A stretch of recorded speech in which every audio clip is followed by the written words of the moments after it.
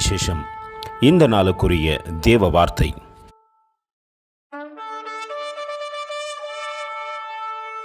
For I know that my Redeemer lived, and that he shall stand at the later day upon the earth. Job 19:25. అయితే నా విమోచకుడు సజీవుడనియు తరువాత ఆయన భూమి మీద నిలుచువాననియు నేను ఎరుగుదును. యోబు గ్రంథం 19వ అధ్యాయం 25వ వాక్యం.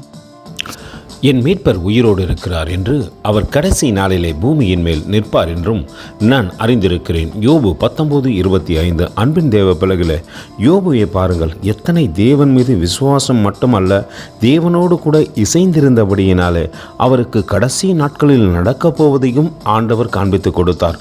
நல்ல வெளிப்பாடு உள்ள ஒரு தேவ மனுஷனாய் யோபுவை இங்கே பார்க்கிறோம்.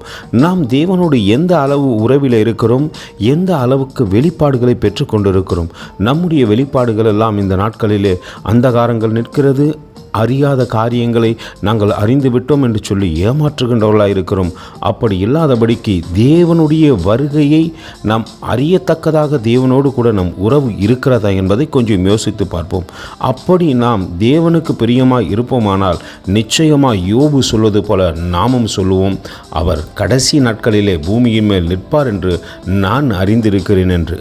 நிச்சயமாய் அறிந்து கொள்ளத்தக்கதாக நம்மை தாழ்த்தி ஒப்பு கொடுப்போமா? கர்த்தர் எங்களை ஆசீர்வதிப்பாராக. ஆமேன். எங்களோடு கூட இணைந்து ஊழியம் செய்ய விரும்பினால் இந்த வார்த்தைகளை மற்றவர்களுக்கும் பகிர்ந்து கொடுங்கள். இது ராஜ்யத்தின் சுவிசேஷம்.